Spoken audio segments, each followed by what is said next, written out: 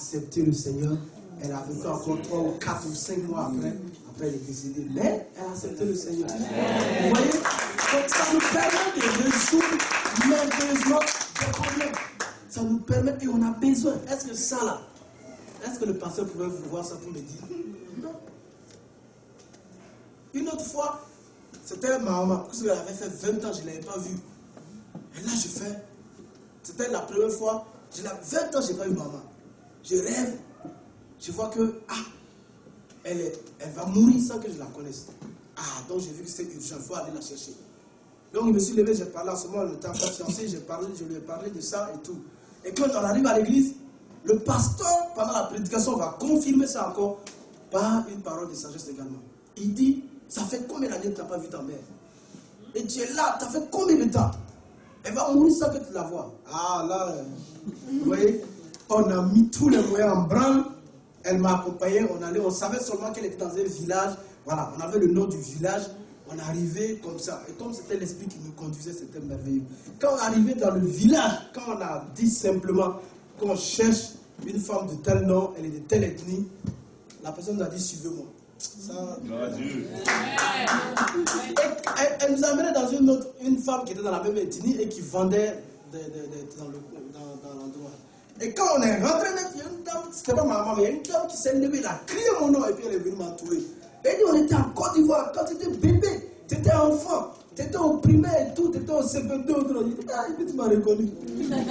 C'était bien. Et puis elle a commencé à me présenter aux autres femmes là, que c'est l'enfant des Katega comme ça, c'est l'enfant des Katega comme ça. Puis maintenant ils nous ont dit dans la maman, il y a 12 km ici, ils nous ont indiqué et puis on est parti.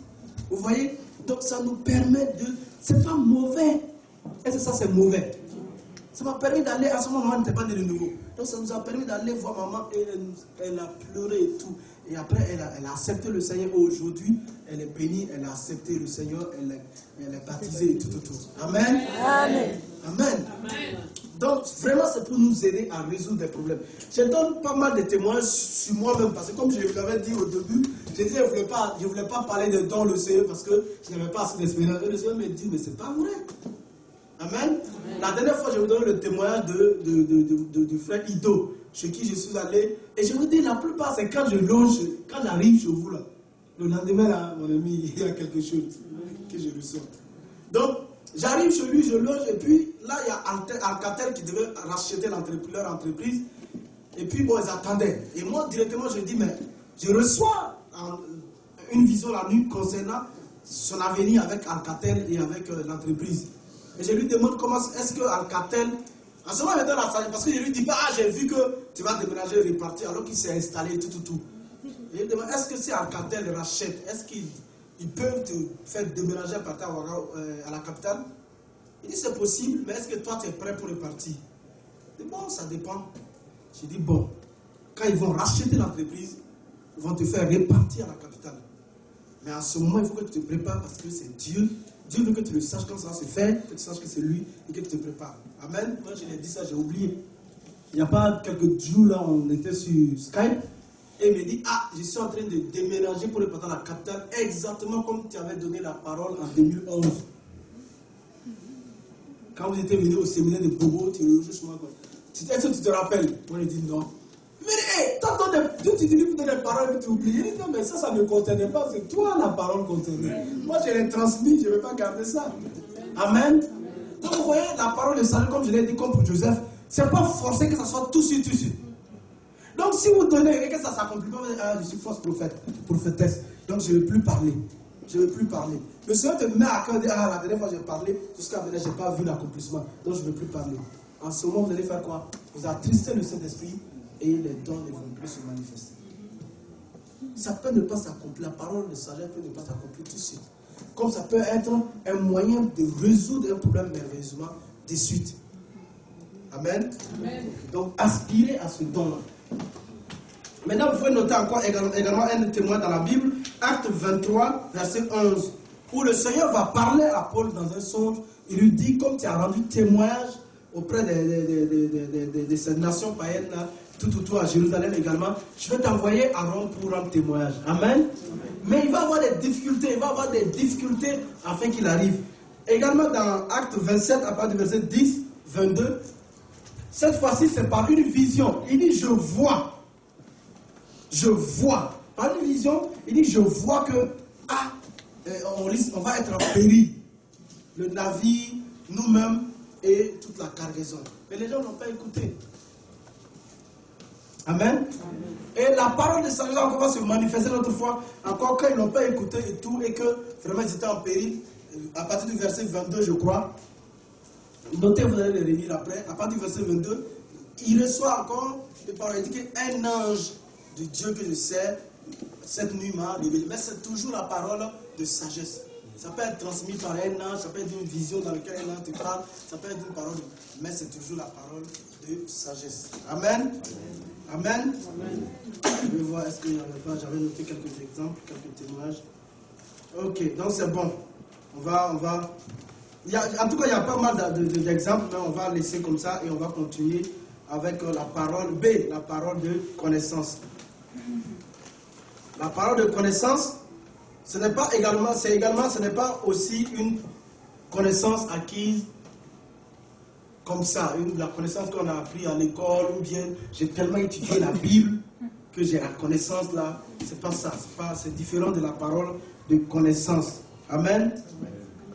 Donc ce n'est pas par des moyens ou par des efforts humains qu'on accède à ça. C'est toujours le Saint-Esprit qui se manifeste. Donc c'est une communication que le Saint-Esprit transmet pour résoudre un problème de façon, ou pour connaître plutôt un fait, connaître les circonstances les circonstances qui entourent un fait, alors que au préalablement tu n'étais pas au courant. C'est-à-dire que dans la pensée de Dieu, il y a Dieu seul qui savait ça, qui le connaît, et Dieu te le communique par le Saint-Esprit, et toi tu connais cela, et lorsque tu connais, ça te permet de résoudre ces problèmes spécifiques là, ces problèmes que humainement on ne pouvait pas trouver de solution. Amen. Amen. Okay. Maintenant, comme je disais, par rapport pour différencier avec la parole de sagesse, quand c'est la parole de connaissance, c'est toujours le présent et le passé. On parle toujours du présent et le passé. Encore comme je vous dis, ce n'est pas la définition qui est importante. C'est de savoir que ce don-là est en vous et doit se manifester. Donc je reprends une information, c'est une information révélée par le Saint-Esprit lorsqu'il y a un besoin spécifique, alors que nous n'avons aucune possibilité humaine de connaître les circonstances. Donc elle concerne le présent et le passé. Maintenant, elle aussi se manifeste pour utiliser des voix, des rêves, des visions, par une parole, par des langues, parlant en langue et puis interprétation.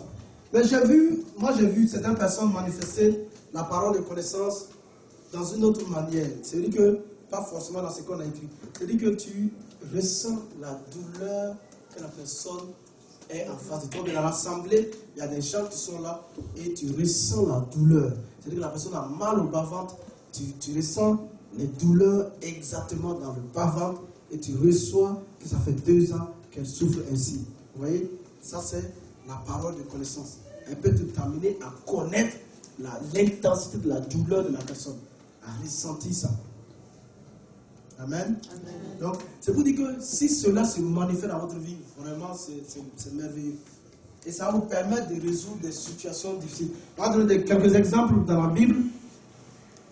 1 Samuel 9, 20, 2 Rois 5, 26, Acte 9, 11 à 12, Jean 4, 18. Dans Jean 4, 18, lorsque Jésus a dit à la femme samaritaine, à cela tu es dit vrai quand tu dis que tu n'as pas de mari. Quand tu as eu jusqu'à combien de maris? 5. Et celui avec qui tu es là, il n'est pas? Ah, la femme a dit, ça tu es prophète. Ah, ça tu es prophète. Comment tu as connu ça? Vous voyez, la vie de Jésus, il n'y a pas de secret, c'était la manifestation des dons de l'Esprit. Jésus a opéré en tant qu'être humain, utilisant les dons du Saint-Esprit. Amen. Amen. Donc la femme ça l'a tout de suite bouleversé et ça fait qu'il a cru. Elle a cru en Jésus. Elle est partie sans avoir fait une formation de témoin de Jésus, sans avoir fait une école de disciples, sans avoir appris à évangéliser. Elle est partie à évangéliser tout le village. Alléluia. Amen. Et donc si vous voyez dans 1 Samuel 9, 20 là, quelqu'un peut lire ça rapidement.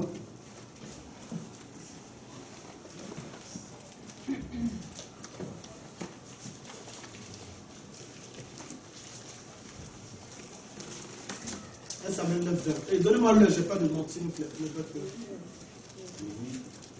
Il est combien? Il est 28. Bon, ok. C'est bon? 1 Samuel 9, 20. Quelqu'un lit à haute voix. Ne t'inquiète pas pour les ânesses que tu as perdues il y a 3 jours, car elles sont retrouvées. Et pour ce qui est réservé... Non, c'est bon. Ça, c'est la suite. Mais déjà ici, ça c'est... Samuel n'était pas au courant qu'il avait perdu des ânesses il y a 3 jours. Vous voyez, il y a 3 jours. Ça concerne le passé, mais il a connu ça. Amen. Et après, si vous lisez la suite, vous allez voir que c'est une parole de sagesse qui est la suite.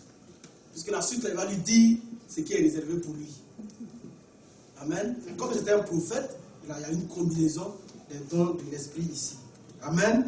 Et quand vous voyez dans Acte Romains 2 Rois 5, 26, là, vous voyez, là c'est, Élisée dit à Géasi, mon esprit n'était pas loin lorsque tu as couru vers cet homme, le char de cet homme pour prendre les choses dans ses mains. Pour prendre. Amen, vous voyez. Donc c'est pour nous, c'est pour vous. Donc vraiment, il faut que... Je vous donne un témoignage, j'ai mon ami par rapport à la parole de connaissance. Je vous assure, là où la parole, si vous voulez voir la parole de connaissance se manifester de façon merveilleuse dans votre vie, c'est dans le témoignage et dans les exhortations. Si vous aimez exhorter les frères et sœurs, mon ami, la parole de connaissance la coule comme ça. Si vous aimez évangéliser, non, c'est-à-dire que vous allez expérimenter ce don-là à plusieurs fois. Je ne sais même plus le nombre de fois. Dans les... La personne dit non, c'est bon. Tu as raconté toute ma vie. C'est ta vie que j'ai raconté. C'est toute ma vie que tu as raconté. Je ne sais même plus la peine. J'aimais Jésus. Waouh. Amen.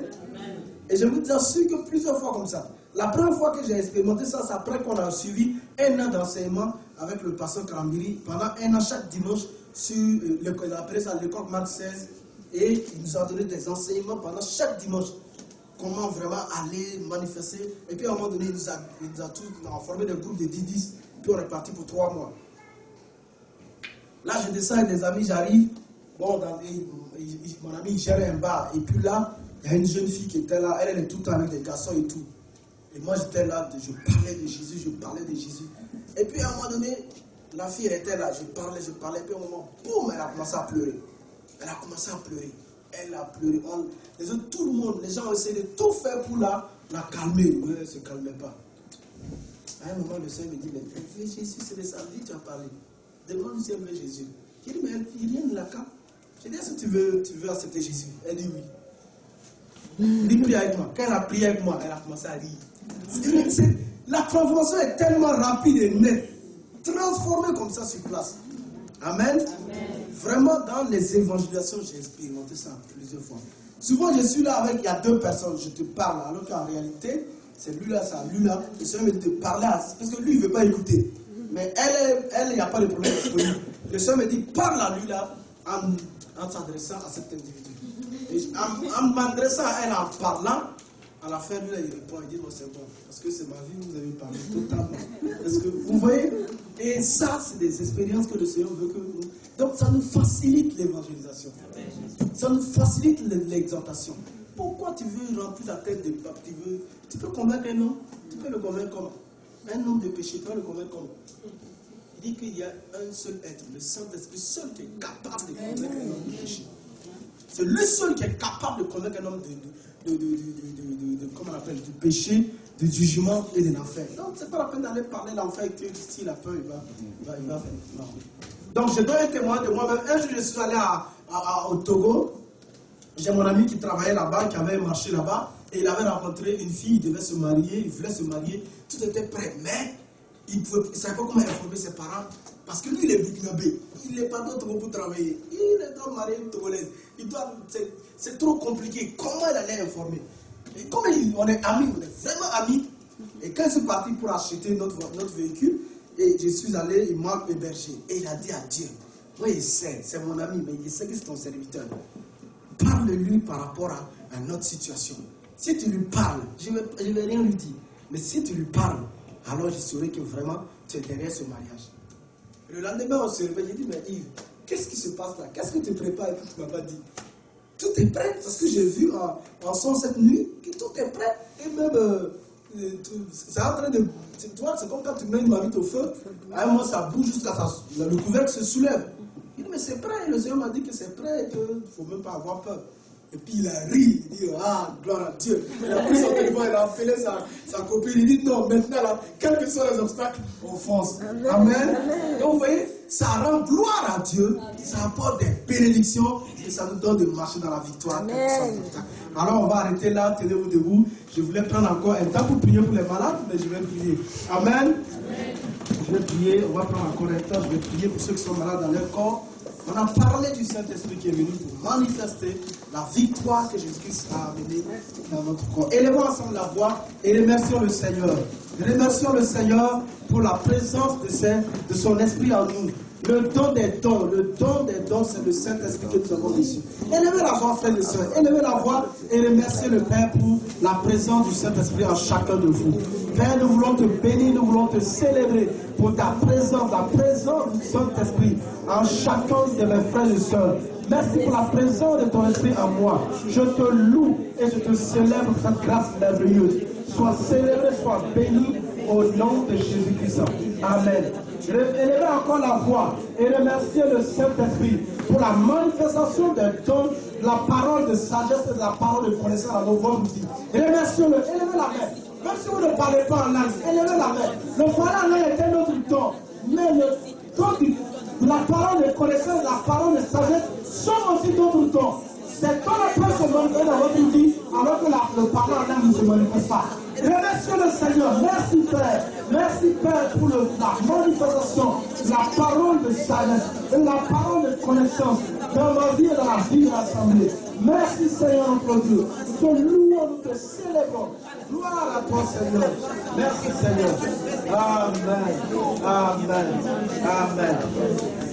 Nous allons chanter un ou deux chants d'invocation et tous ceux qui sont malades dans les corps, vous avancez devant, on va prier pour vous. Jésus, Jésus, Jésus,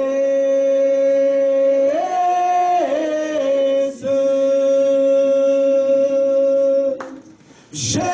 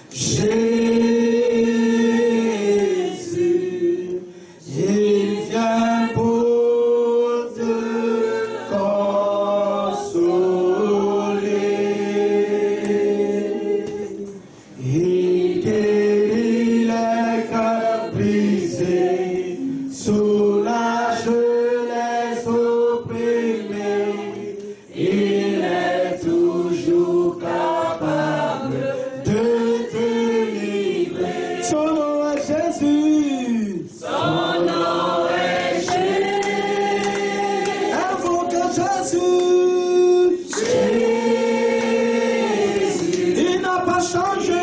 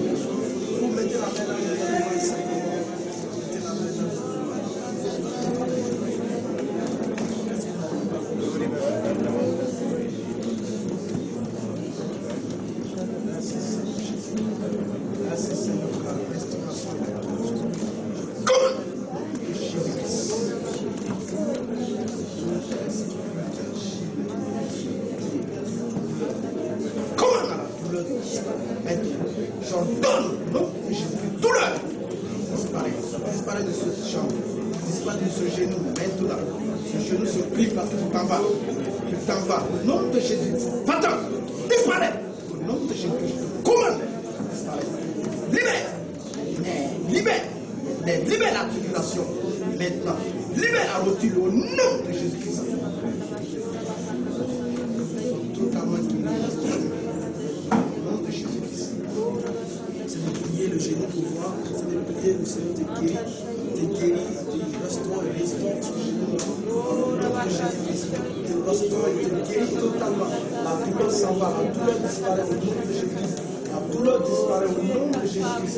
Amen. Oh, mensonge, tu vas disparaître dans ce corps. Cette douleur a été portée par Jésus-Christ à la croix. Son sang a coulé afin que tu n'aies plus de place dans le corps de l'être humain. Maladie, quel que soit ton nom, toi qui as été détecté dans ce corps, je t'ordonne. Maintenant, sèche, libère, libère, libère. Libère, prie, prie. Libère ce corps, libère, sors.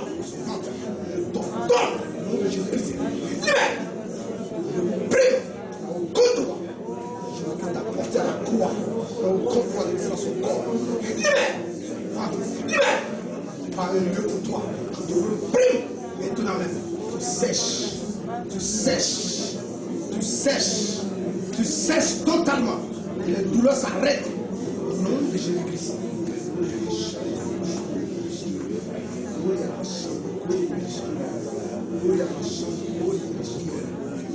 Totalement restauré, totalement restauré. Au nom de Jésus. Lève la main et rends grâce au Seigneur. Rends grâce au Seigneur.